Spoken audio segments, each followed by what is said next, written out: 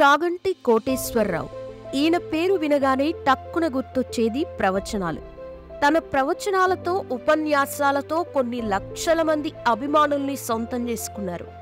మరి మీకెప్పుడూ అనిపించలేదా అసలు ఈయనకి ఇంత మేధస్సు, ఇంత మెమరీ ఎలా వచ్చాయని?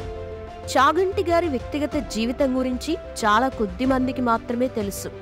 తాజాగా ఏపీ ప్రభుత్వం పిలిచి మరీ ఆయనకి ఇచ్చిన పోస్ట్ ఏంటి? మంత్రులు, ఎంపీలు షాక్ అయ్యే విధంగా అందరి ముందు చాగంటి చేసిన పనేంటి?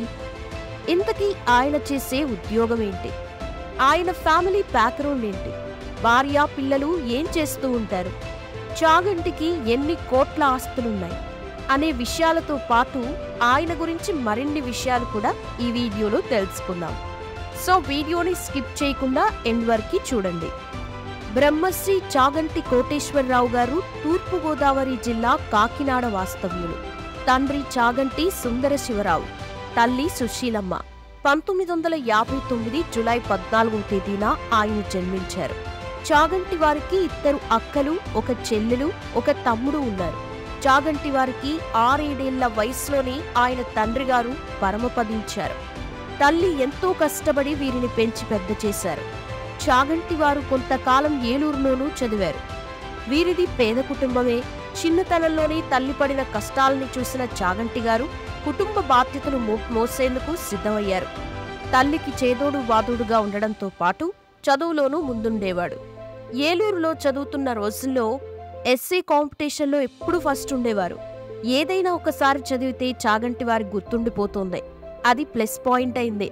పగలు ఇంటి పనులు, కుటుంబానికి అవసరమైన పనులు చేసి పెట్టి రాత్రిపూట చదువుకునేవారు. టైం, పంక్చువాలిటీ కూడా ఖచ్చితంగా పాటించేవారు. ఇన్ని బాధ్యతలు తీసుకున్నా స్కూల్కి ఒక్కరోజు కూడా ఆలస్యంగా వెళ్లడం జరగలేదు. ఒక రకంగా చెప్పాలంటే పుస్తకాలు చదవడం తల్లికి చేదోడు వాదోడుగా ఉండడమే ప్రపంచం అని చెప్పొచ్చు. అలా యూనివర్సిటీ స్థాయి వరకు గోల్డ్ మెడలిస్ట్గా ఎదిగారు. పేద కుటుంబమైనా ఇంట్లో మంచి చెడుల్ని చెప్పడం, ఇతిహాసాలు, గ్రంథాలు, పురాణాలు చెప్పేవారు తల్లి. అలా చాగంటి వారికి వాటిని చదవడం అలవాటైంది. ఓ సందర్భంలో అత్యంత కష్టతరమైన ఆది శంకరాచార్య విరచిత సౌందర్య లహరి ఒకసారి చదివారు. తర్వాత ఏ పేజీలో ఏముందో ఇప్పటికీ చెప్పగలిగేంత మెమరీ పవర్ని సాధించారు. డిగ్రీ పూర్తయ్యాక ఫుడ్ కార్పొరేషన్ ఆఫ్ ఇండియాలో ఉద్యోగం సాధించారు. తోడబుట్టిన వారికి అండగా ఉండడంతో పాటు వారి వివాహాలు చేయడం, వారిని సెటిల్ చేసే బాధ్యతను తీసుకున్నారు. ఉద్యోగం చేస్తున్న సమయంలోనే అప్పుడప్పుడు కాకినాడలో అయ్యప్ప దేవాలయంలో సాయంత్రం కూర్చుని భక్తుల ముందు భారతం, భగవద్గీత ప్రవచనాలిచ్చేవారు. అయితే ఏనాడు డబ్బులు, సన్మానాలు, సత్కారాలు, మెప్పులు ఆశించలేదు. పురాణాలు, ఇతిహాసాలు, వేదాల్లో ఉన్న మంచిని చెప్పేవారు. చాగంటి వారి ప్రవచనాలు చెప్పే విధానం, ఆయన గొంతు, ఎక్స్ప్లెయిన్ చేసే పద్ధతి భక్తులని ఆకర్షించాయి. అభిమానులు పెరిగారు. కుటుంబ పరంగా బాధ్యతలు తీరాక వివాహం చేసుకున్నారు. భార్య పేరు సుబ్రహ్మణ్యేశ్వరి. వీరికి 2 పిల్లలు. ఇంట్లోనూ బయట సింపుల్ గానే ఉంటారు చాగంటి కుటుంబం. 1991 నాటికి చాగంటి వారి ప్రవచనాలకి చాలా మంది అభిమానులయ్యారు. అప్పట్లో ఆయన ప్రవచనాలని కొన్ని కంపెనీలు రికార్డ్ చేసి ఆడియో క్యాసెట్లు, వీడియో క్యాసెట్లుగా అమ్మాయి. వీటి నుంచి ఎలాంటి ఆర్థిక లబ్ధి ఆశించలేదు. ఇలా అప్పటికీ పాపులర్ అయ్యారు. పివి నరసింహారావు ప్రధానిగా ఉన్న సమయంలో చోటు చేసుకున్న ఓ సందర్భాన్ని మనం ఇక్కడ ప్రస్తావించవచ్చు. పివి నరసింహారావు అప్పటి ఉమ్మడి ఏపీలో పర్యటిస్తున్న సమయంలో ఓ కార్యక్రమంలో చాగంటి వారు హాజరయ్యారు. స్వయంగా పివి నరసింహారావు గారు చాగంటి వారి వద్దకి వచ్చి, మీ గురించి ఎంతో విన్నాను. మీ ఆధ్యాత్మికత పరిజ్ఞానం అసాధారణం. మీ ప్రవచనాలు నాకు బాగా నచ్చాయి. మీరు చెప్పే విధానం, వివరణలు చాలా బాగున్నాయి.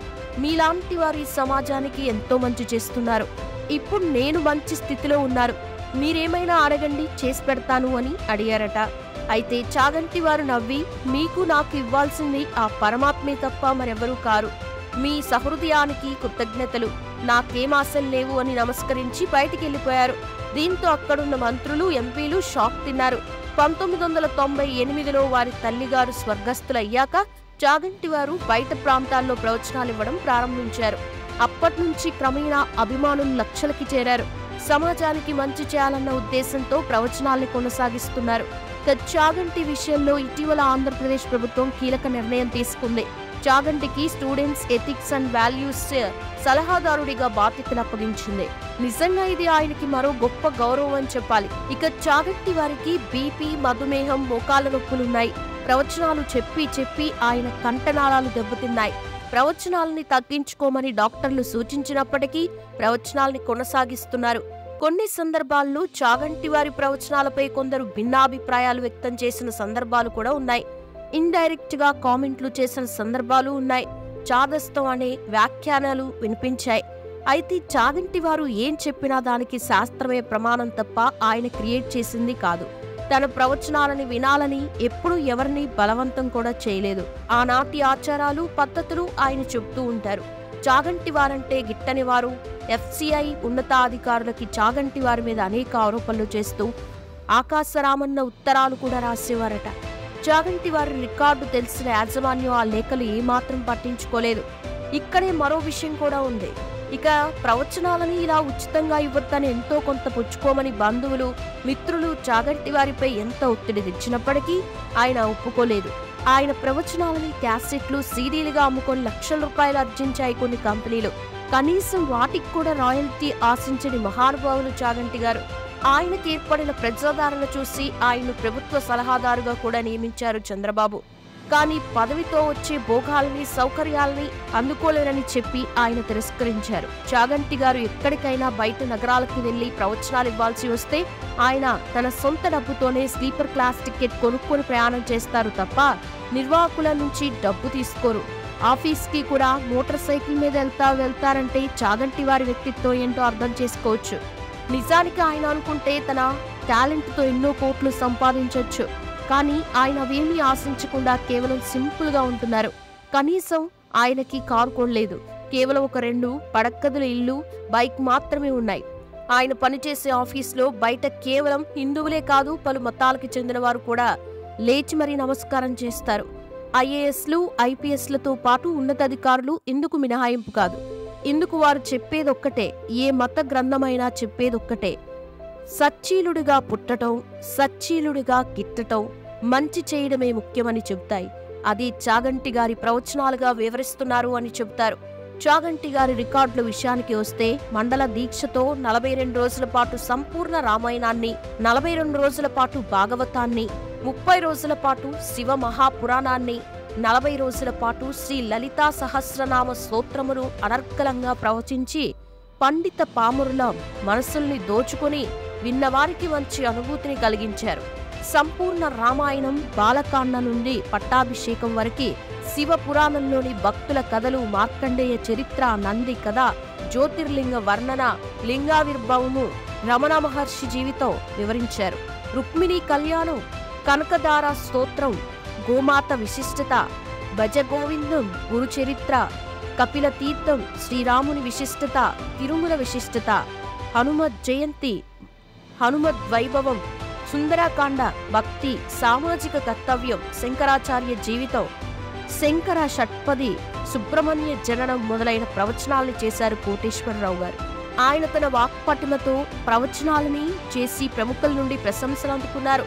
వందల్లో ప్రవచనాలిచ్చారు. జగద్గురు ఆదిశంకరులు స్థాపించిన కంచి కామకోటి పీఠాధిపతి శంకర జయేంద్ర సరస్వతి స్వామి, ఉపపీఠాధిపతి శంకర విజయేంద్ర సరస్వతి స్వామి ఆశీపూర్వకంగా చాగంటి కోటేశ్వరరావు గారిని 2012లో కంచి కామకోటి పీఠం తరఫున సత్కరించి ప్రవచన చక్రవర్తి అనే బిరుదును ప్రదానం చేశారు. 2015 విజ్ఞాన విశ్వవిద్యాలయం వారు గౌరవ డాక్టరేట్ బహుకరించారు.